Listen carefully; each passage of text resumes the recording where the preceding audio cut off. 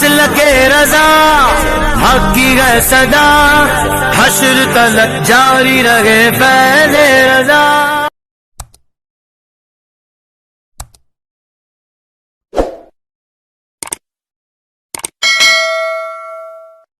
کہہ کر میں اپنی امی کے پاس چلا جاتا۔ آج ہمیں اس چہرے کا احساس نہیں ہے، اس چہرے کا خیال نہیں ہے، لیکن یاد رکھنا جب یہ چہرہ گم ہوگا، قبر کی مٹی کے نیچے دفن ہوگا، اس وقت تم اس چہرے کو ترس جاؤ گے، ڈھونڈو گے۔ نہ یہ چہرہ تمہیں جنگلوں میں ملے گا، نہ بیابانوں میں ملے گا، نہ تمہیں کسی فنکشن ہال میں ملے گا، نہ کسی منبر پہ ملے گا، نہ کسی محراب میں ملے گا، نہ کعبے کی دیواروں کے سائے میں ملے گا۔ عرفات کے نظارے تو ہوں گے لیکن ماں کا چہرہ نہ ہوگا، مینا کی بہاریں تو ہوگی، ماں کا چہرہ نہ ہوگا، نکلتا ہوا چاند تو ہوگا، ماں کا چہرہ نہ ہوگا، افق پر سورج تو ہوگا، ماں کا چہرہ نہ ہوگا، قرآن کا مصحف تو ہوگا، ماں کا چہرہ نہ ہوگا، سب ہوں گے، ماں کا چہرہ نہ ہوگا۔ لیکن اس وقت تم ڈھونڈو گے اور تم اپنے آپ کو محروم تصور کرو گے۔ ماں کا چہرہ پوری کائنات کی دولت دے کر بھی تم حاصل کرنا چاہو گے تو تمہیں نہ مل سکے گا۔ اس وقت تم راتوں کو گڑ گڑا کے دعا کرو گے، میرے اللہ اتنا تو احسان کر دے، وہ چہرہ ایک مرتبہ خواب میں دکھا دے۔ ماں باپ کے ساتھ بغاوت کرنے والوں، شاید تمہیں وہ بھی نصیب نہ ہوگا۔ آج ماں باپ کا احساس نہیں، ماں باپ سے محبتوں کا ماحول نہیں ہے۔ آؤ اپنے ماں باپ کے ساتھ تجدید وفا کریں۔ آج کے نوجوان لڑکے 3-2 بجے تک انٹرنیٹ پر بیٹھ کر موبائل کھیلتے، گیم کھیلتے ہیں۔ پورے شہر میں وبا پھیل چکی ہے، لوگ جوا کھیل رہے ہیں موبائل پر، گیم کھیلنے موبائل پر، تاش کے پتے کھیلنے موبائل پر۔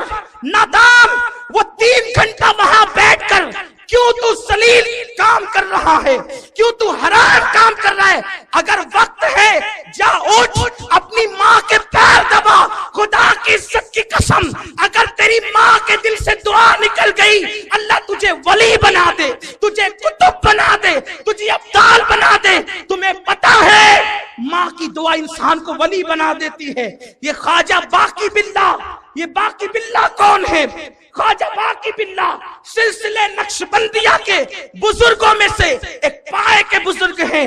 حضرت مجدد الفسانی شیخ احمد سرہندی کے پیر ہیں۔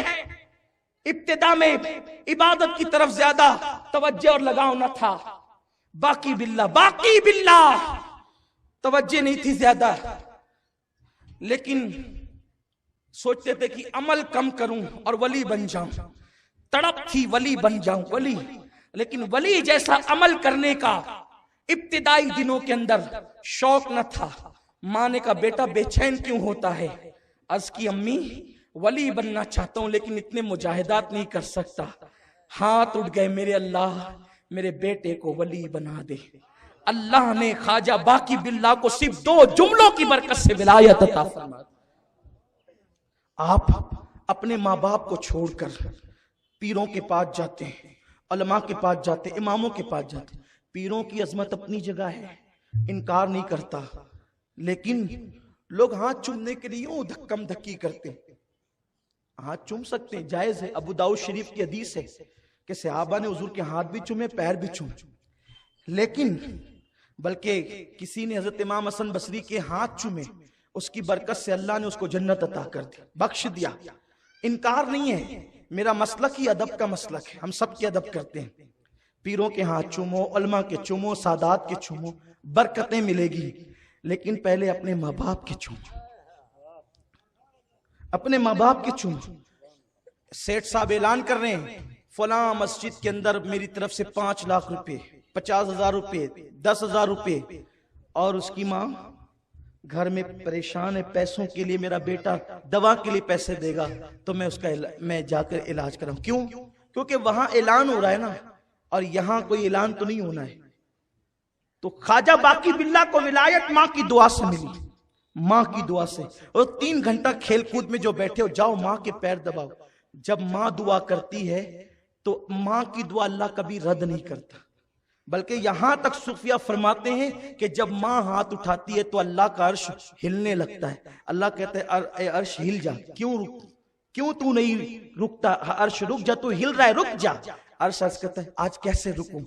ایک ماں نے ہاتھ اٹھائے اپنے بیٹے کی خاطر، مولا قبول کر لے. ارشاد ہوتا ہے تو بعد میں ہلنا شروع ہوا، اس کے جملے بھی پورے نہ ہوئے تھے، ہم نے اس کی دعا کو قبول کر لیا. ماں کی دعا کیا نہیں مناتی.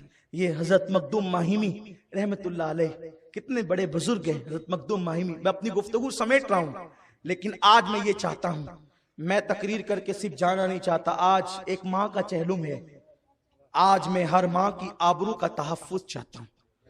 میں تمہاری ماں کی عظمت اور تحفظ اپنے اس قادری دامن میں بطور بھیک مانگتا ہوں. اپنی سسرال میں رہنے والوں لوٹ جاؤ اپنی ماں کی طرف.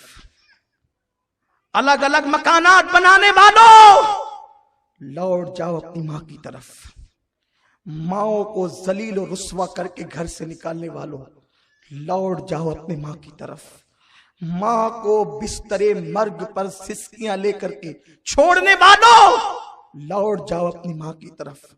آج تمہیں گھر جا کر سب سے پہلا کام یہ کرنا ہے، اگر ماں زندہ ہے اور باپ تو ان کے پیر پکڑ کر کے آپ نے معافی مانگنا ہے، ہمیں معاف کر دو. اس لیے کہ جس نے ماں یا باپ سے صرف اونچی آواز سے بات کی ہوگی، قیامت کے دن اللہ اس کے سارے اعمال اکارت کر دے گا. حدیث پاک ہے، ایک بندہ اتنی نیکیاں لے کر کے آئے گا، پہاڑوں جیسیاں نیکیاں، تولیں گے پورا میزان نیکیوں سے بھر جائے گا. پھر کیا ہوگا؟ ایک چھوٹی سی چٹھی گناہ کے پلڑے میں گرے گی اور پھر اس کے گناہ کا پلڑا بھاری ہو جائے گا. اللہ فرمائے گا اس کو منہ کے بل گھسیٹتے ہوئے جہنم میں لے جاؤ. اور بندہ کہے گا میں جہنم میں جانے تیار ہوں میرے اللہ، لیکن بتا دے وہ چھوٹا سا کون سا گناہ تھا. ایک چھوٹی سی چٹھی گری ہے، پوری زندگی کی نیکیاں پہاڑوں جیسی اکارت. ارشاد ہوگا فرشتوں بتا دو اسے. فرشتے کہیں گے تو نے ایک مرتبہ اپنی ماں سے چلا کر بات کی تھی، اس کی وجہ سے تیری ساری زندگی کی نیکی اکارت ہو گئی. میں نے بہت دینداروں کو بھی دیکھا ہے اپنی ماں سے منہ چلاتے ہوئے، اپنی ماں کو ڈانٹتے ہوئے. میرے آقا کے دیوانوں، امام اہل سنت سیدی اعلی حضرت لکھتے ہیں ماں باپ کے حقوق بیان کرتے ہوئے کہ ماں باپ سے بات کرو تو پہلے اجازت لو. بغیر اجازت ماں باپ سے گفتگو کرنا یہ بے ادبی کی طرف لے جاتا ہے. اور جب وہ اجازت دے دیں تو ان سے ایسے بات کرو جیسے ایک غلام اپنے آقا سے بات کرتا ہے. کیا کبھی ہم اس طرح بات کرتے ہیں؟ وہ ہماری جنت بھی ہے جہنم بھی ہے. اگر راضی کر لیا تو جنت، ناراض کر لیا تو جہنم. میرے آقا فرماتے ہیں اگر کسی کو پتا کرنا ہے، مفہوم حدیث ہے، کسی کو پتا کرنا ہے عرش کا مالک راضی ہے کہ ناراض ہے، وہ اپنے گھر چلے جائے. ماں باپ راضی ہے، خدا بھی راضی ہے. ماں باپ ناراض ہے تو خدا بھی ناراض ہے.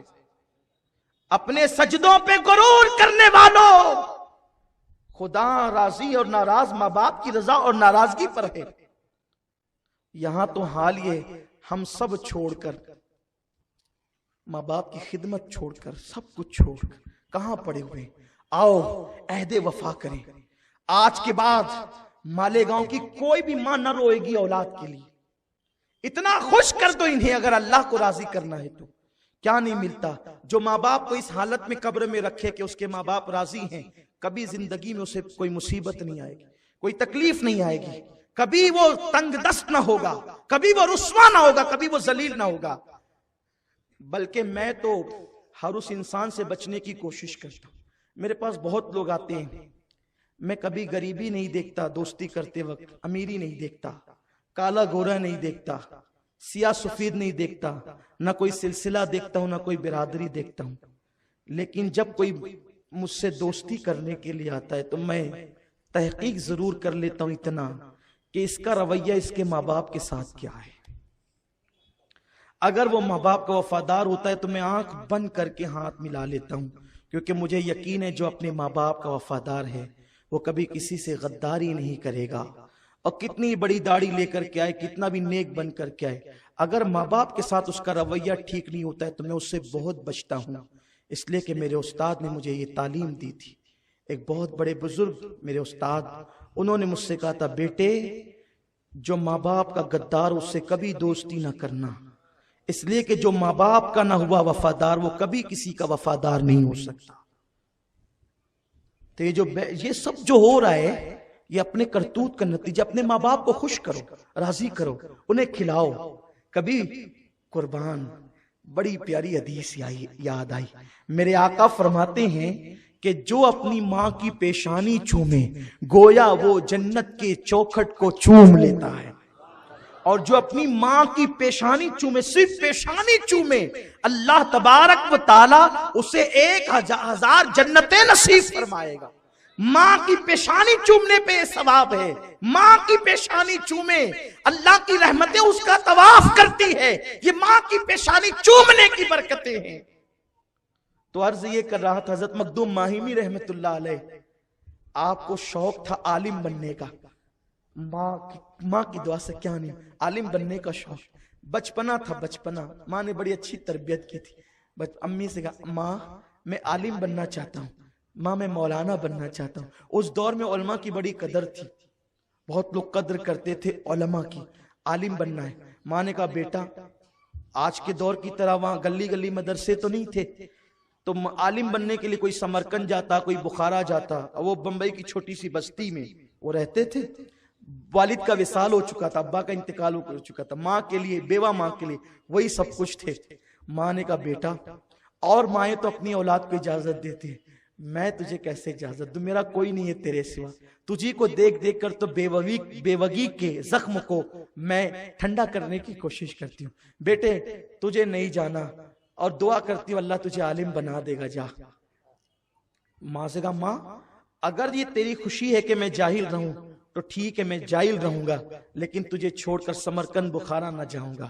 بس فجر کی نماز ماں کے ساتھ پڑھی، اور ماں سے کہا امی میں ذرا سمندر کی سیر کر کے آتا ہوں، فجر کی بات کا وقت ہے، سمندر کے کنارے تھوڑا سا ٹہل لوں۔